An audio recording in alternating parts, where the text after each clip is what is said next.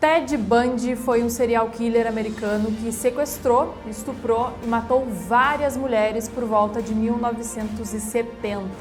Ele ficou famoso por ser considerado um homem muito bonito e carismático, traços que ele utilizava para conquistar a confiança das suas vítimas e também da sociedade. Gosta de história de serial killer? Então já curte o vídeo e te inscreve aqui no canal que eu vou trazer mais casos desse tipo. E agora, vamos falar sobre Ted Bundy.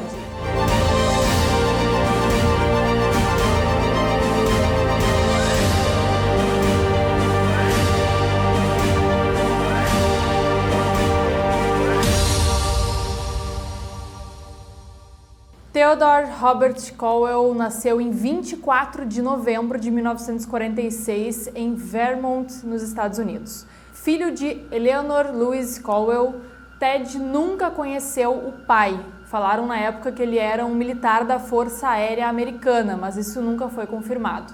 Ele foi criado pelos avós, que ele pensava que eram os seus pais. A sua infância na casa dos avós foi bem complicada. Ele convivia presenciando muita violência do avô, que muitas vezes agredia a avó. A sua mãe, Eleanor, era apresentada como se fosse a sua irmã, o que só mudou quando ela encontrou o homem que então se tornaria o padrasto do Ted e que lhe daria o sobrenome Bundy. Anos depois, já em outra casa, a sua mãe biológica e o Johnny, o seu padrasto, tiveram mais 4 filhos e apesar das tentativas de incluir o Ted nas atividades da família, ele na maioria das vezes se isolava. Em entrevistas, o Ted afirmou que escolheu ficar sozinho durante a juventude porque não entendia as relações interpessoais. Durante o ensino médio, ele teria sido investigado por roubo 2 vezes. E quando adulto, chegou a trabalhar numa linha telefônica de prevenção ao suicídio e também em um comitê anticrime, no qual um dos projetos envolvia a prevenção ao estupro. Considerado um jovem inteligente e promissor, o Ted não teve dificuldades em ingressar na faculdade após o ensino médio em 1965. Primeiro ele cursou psicologia e depois foi para a Universidade de Washington, onde começou a fazer o curso de Direito. Com 21 anos, ele se apaixonou por uma menina de uma classe social mais alta do que a dele. Apesar de Ted ter dedicado cada segundo da sua nova vida a essa namorada, 1 ano depois do início do namoro, ela terminou o relacionamento. Ele nunca superou esse término e por isso entrou em uma grave depressão e abandonou os estudos naquela época. E o pior é que no mesmo ano veio à tona o segredo da sua família. Os seus pais de criação eram seus avós e a sua irmã, na verdade, era sua mãe. A partir disso, ele virou uma pessoa muito mais fria e obcecada em manter o controle de absolutamente tudo na vida dele. Bom, depois disso ele namorou várias garotas, mas o seu grande amor foi Elizabeth Klipfer. Ela era secretária da universidade, era divorciada e tinha uma filha. Os dois ficaram juntos por algum tempo e o psicopata atuou como figura paterna para a Tina, filha da parceira, até o término do relacionamento. Mas também durante esse relacionamento ele costumava namorar outras mulheres. Ele se filiou ao Partido Republicano e como ele era muito engajado nas atividades ali, até cotavam ele como um provável candidato político. Ted chegou a salvar a vida de uma criança que estava se afogando e por isso ele ganhou uma condecoração. Aos 27 anos, em uma viagem com o Partido Republicano, ele reencontrou a sua antiga namorada e decidiu que ia reconquistar a moça. Mas o seu objetivo agora era outro: rejeitar ela e fazer ela sofrer, para que ela sentisse toda a tristeza e desespero que ele tinha sentido anos atrás, quando ela terminou com ele. Bom, todas as vítimas de Ted Bundy foram jovens mulheres. Quando conversava com médicos, ele dizia que sentia ódio do sexo feminino por causa da sua mãe, de modo que escolhia apenas meninas que possuíssem semelhança física com ela. Bundy, como alguns assassinos em série, mantinha um padrão no seu modus operandi. Ele abordava jovens em escolas, parques, fraternidades, universidades e fingia estar com o pé ou o braço engessados, pedindo então ajuda à vítima, para carregar compras ou livros até o seu carro. Ele utilizava como veículo um Fusca que artesanalmente não possuía o banco da frente do carona e nem o trinco da porta do mesmo lado, obviamente para dificultar a fuga de uma eventual vítima. Como o Bundy agia sempre de modo educado e muito dócil, não era difícil fazer com que a vítima se dirigisse até o seu carro, já que a mulher tinha que deixar os objetos que ele pedia ajuda para carregar dentro do carro, acabava deixando metade do seu corpo dentro do Fusca. Então era esse o momento que ele empurrava a vítima, já prendia ela, algemava de alguma forma e acertava golpes violentos na cabeça dessas mulheres, a ponto de deixar elas inconscientes. A partir daí, o Ted variava o destino da vítima. Algumas eram estranguladas, outras eram abusadas sexualmente antes de serem mortas. Mas com algumas ele era muito mais cruel, como foi o caso da Melissa Smith, de 17 anos. O cadáver foi encontrado com sinais evidentes de tortura. Por dentro, o crânio estava em pedaços e todo o seu corpo totalmente machucado. Karen Chandler e Kate Klein também foram vítimas do serial killer. A Karen teve os dentes quebrados, a sua mandíbula e seu crânio esfacelados, os dedos esmagados e inúmeros cortes em volta do corpo. A Kate sangrava demais pela cabeça, o seu rosto estava dilacerado por um objeto cortante, que provavelmente era uma faca, quase não possuía mais arcada dentária, a sua mandíbula estava em pedaços e com sinais de flagelação no pescoço. As duas também foram estupradas. Ao todo, foram dezenas de meninas estupradas, torturadas e assassinadas. Ele admitiu 30 homicídios em 7 estados diferentes nos Estados Unidos, mas as autoridades estimam que esse número deva ser muito maior, porque na época tiveram muitos casos parecidos com a autoria não comprovada de jovens encontradas sem vida e vitimadas pelo mesmo modus operandi empregados por Ted Bundy. Mas depois a gente fala mais sobre isso. Bom, foi um pouco complicado no início para a polícia ligar os pontos, e considerar o Ted um suspeito, porque ele era muito educado, inteligente, ia na igreja, então de início ninguém imaginava.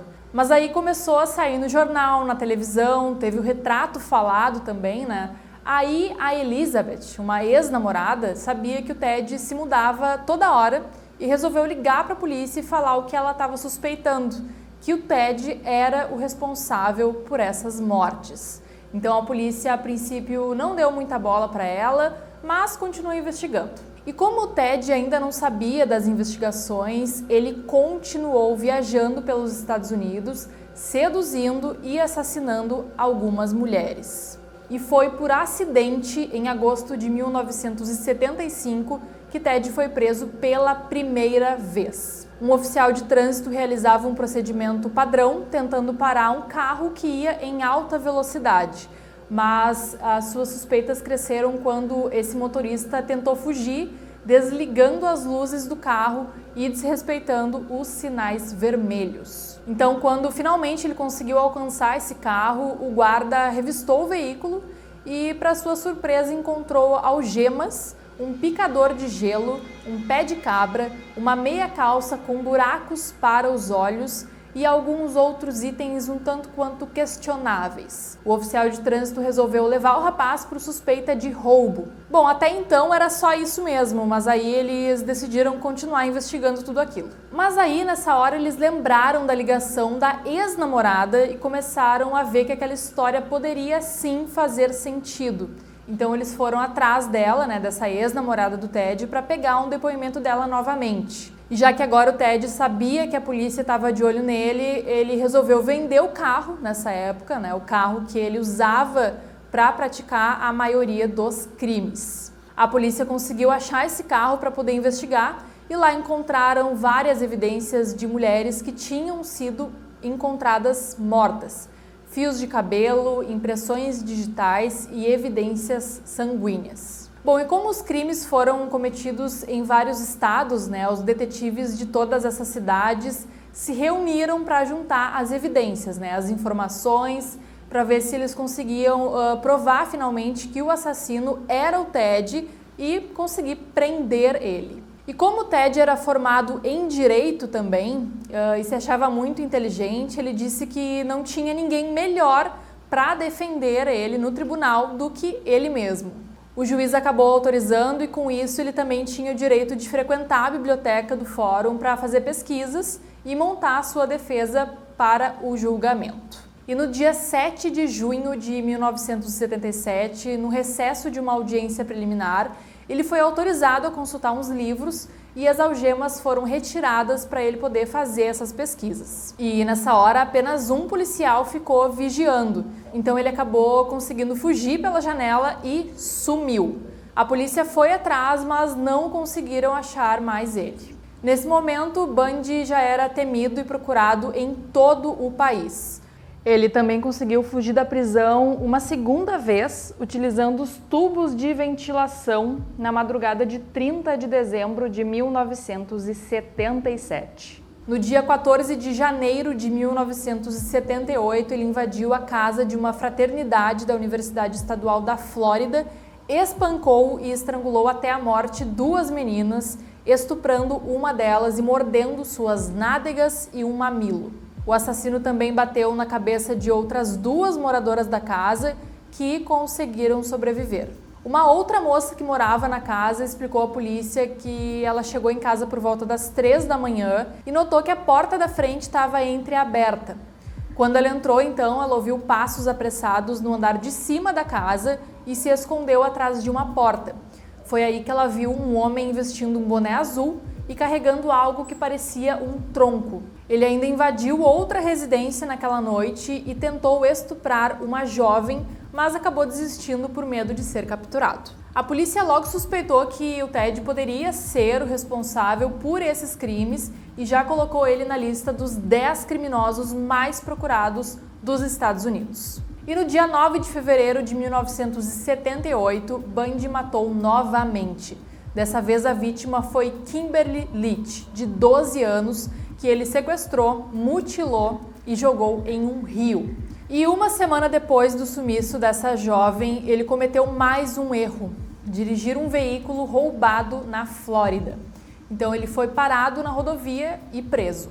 Graças à cooperação de testemunhas de todos esses casos, o serial killer foi condenado pela justiça. Ted Bundy foi conduzido a julgamento pela primeira vez em junho de 1979 em Miami, em virtude dos crimes cometidos na fraternidade da Universidade Estadual da Flórida. Como eu já comentei aqui, ele não fez questão de ter um advogado e decidiu se defender sozinho. Ele estava completamente confiante de que conseguiria convencer o júri da sua inocência. Mas uma das testemunhas da acusação reconheceu Bundy como sendo o homem armado que descia as escadas da fraternidade. O julgamento do Ted foi o primeiro a ser televisionado nos Estados Unidos. Sempre tinha muita gente, repórteres, fotógrafos, fãs. Muitas mulheres mandavam até cartas para ele.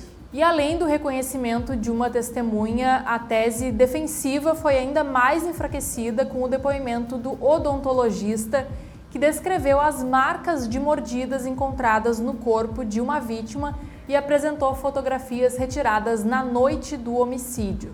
Essas imagens foram comparadas com os moldes odontológicos de Bundy e combinaram perfeitamente. O veredito aconteceu no dia 23 de julho de 1979. Após quase 7 horas de deliberação, o júri considerou Ted Bundy culpado de todas as acusações e foi sentenciado à pena de morte. Ele ouviu o resultado sem expressar qualquer sinal de emoção. Em Orlando, ele foi julgado pela segunda vez em 7 de janeiro de 1980 pelo assassinato de Kimberly Leach. E para evitar o erro anterior, dessa vez ele quis ser representado por uma dupla de advogados. A tese defensiva consistiu em provar a insanidade do acusado.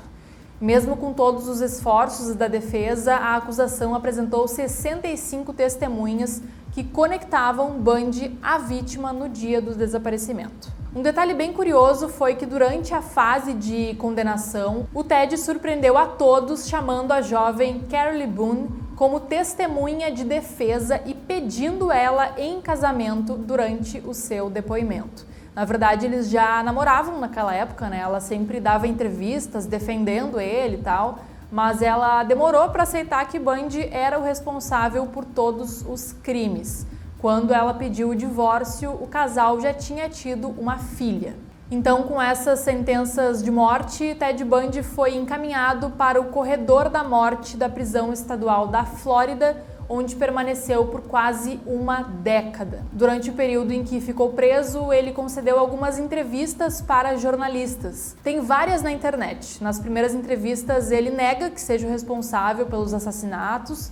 Então, como não tinha mais o que fazer, porque ele já tinha sido condenado à morte, ele concordou em falar francamente com os investigadores e confessou a maioria dos seus crimes. De acordo com um dos detetives, os relatos eram tão detalhados que davam a impressão de que Bundy estava no local dos fatos, revivendo todos os crimes. Ele confessou ter assassinado 36 mulheres, descrevendo o que havia feito com cada uma delas e onde estavam os seus cadáveres. Como já se suspeitava, ele apresentou uma preferência ao se tratar dos perfis de suas vítimas e ao modus operandi. De acordo com os documentos da época, na maioria dos casos, o homem se aproximava das mulheres em busca de ajuda ou pedia auxílio para levar algo em seu carro, às vezes usando gesso no braço ou muletas para parecer inofensivo. Todas as vítimas conhecidas de Bundy eram mulheres brancas com cabelos longos e lisos,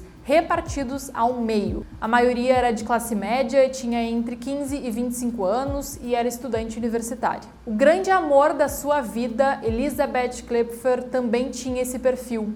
Na última conversa que ele teve com ela, Bundy contou ter se afastado propositalmente quando sentiu o poder de sua doença se acumulando nele, indicando que poderia vir a matá-la. O modus operandi de Bundy evoluiu em organização e sofisticação ao longo do tempo, como é típico, dos assassinos em série. Logo no início, consistia na invasão de uma casa durante a noite, seguida de um ataque violento enquanto a vítima dormia. À medida que sua metodologia evoluiu, ele se tornou ainda mais organizado em escolher as suas vítimas e as cenas de crime. Uma vez perto ou dentro do seu carro, a vítima era dominada, espancada e algemada antes de ser abusada e estrangulada. Bundy então transportava as vítimas para um local secundário, pré-selecionado, muitas vezes a uma distância considerável de onde havia feito a abordagem inicial. No local onde ele largava o corpo, o serial killer removia e queimava as roupas das vítimas, porque, segundo ele, além de ser um ritual, era uma forma de destruir as possíveis provas. Ironicamente, um erro de fabricação nas fibras de sua própria roupa foi utilizado como evidência crucial para a acusação no caso da Kimberly Leach. Mas a prática mais sinistra, com certeza, era a necrofilia. Frequentemente, o assassino revisitava os corpos, os vestia, maquiava, pintava suas unhas e até tirava foto com os cadáveres. Ele praticava atos sexuais com os corpos até um estado de putrefação avançado. Como se não bastasse, Bundy confessou ter decapitado aproximadamente 12 de suas vítimas com uma serra, deixando esses corpos em seu apartamento por um período. No caso de uma das vítimas, por exemplo, ele afirmou ter usado a lareira da casa de uma ex-namorada para incinerar a cabeça decepada. Estudando a vida e as afirmações do serial killer, as autoridades chegaram ao número aproximado de 65 outras possíveis vítimas. Então, somando tudo isso, foram cerca de 100 mulheres. Bom, ele foi submetido a vários exames psiquiátricos, mas até hoje os especialistas não chegaram a uma conclusão. É falado em transtorno bipolar, transtorno de personalidade múltipla. Alguns falam em alguns tipos de psicose, como o transtorno de personalidade antissocial, já que Bundy exibia traços de personalidade típicos da condição, frequentemente identificada como sociopatia ou psicopatia. Dentre eles estão o charme e o carisma, a dificuldade de distinguir o certo do errado, a falta de empatia e a ausência da culpa ou remorso. Falaram também que ele tinha esquizofrenia, além de ter sido considerado uma pessoa muito impulsiva, que não demonstrava emoções, saliente, histérica, de dupla personalidade, depressiva, continha complexo de inferioridade, imatura, obsessiva, egocêntrica e com mania de perseguição. Na tarde anterior à sua execução, em 24 de janeiro de 1989, Bundy concedeu uma entrevista a um psicólogo e fundador de uma organização evangélica cristã. E nessa entrevista ele aproveitou a oportunidade para fazer algumas revelações. Ele disse que provavelmente tudo isso começou por conta das revistas pornográficas que ele viu quando era criança.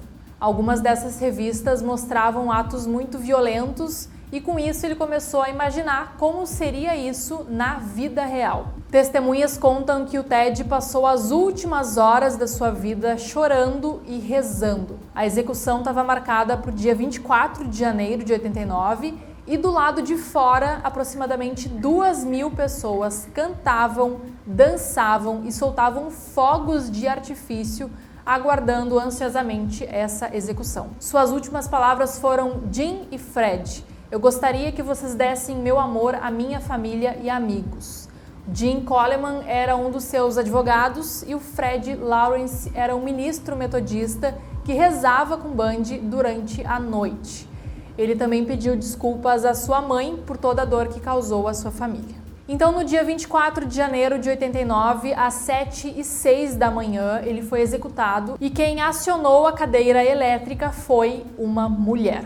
Bom, diversos filmes, documentários, séries e livros foram produzidos para relatar essa história e tentar entender a mente desse serial killer. Eu assisti algumas entrevistas, filmes, documentários, mas o que me levou a fazer esse vídeo foi o filme que eu acho que é o mais atual, né, sobre esse assunto, que inclusive tem na Netflix, que se chama Ted Bundy, A Irresistível Face do Mal, que foi lançado em julho de 2019. Quem interpreta o Ted nesse filme é o Zac Efron, a atuação dele me surpreendeu bastante, o filme é bem bom mesmo, apesar de não mostrar exatamente como tudo aconteceu. Na verdade, ele mostra a vida do Bundy e da Elizabeth Klopfer, com quem ele namorou por muito tempo. Esse filme é baseado no livro O Príncipe Fantasma, Minha Vida com Ted Bundy, em que a Elizabeth traz relatos sobre todos os anos que passou ao lado do Ted. Mas mesmo sendo baseado em fatos reais, o próprio diretor do filme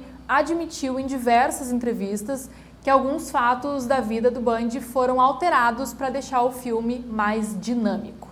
Então é isso, gente. Essa foi a história do serial killer Ted Bundy. Com certeza um dos mais falados no mundo inteiro. Por isso que esse vídeo ficou um pouquinho mais longo do que eu costumo fazer, né? A história é bem complexa mesmo. Eu espero que vocês tenham gostado desse vídeo. Comenta aqui embaixo o que tu achou desse caso e não esquece de curtir e se inscrever no canal. Um beijo e até a próxima!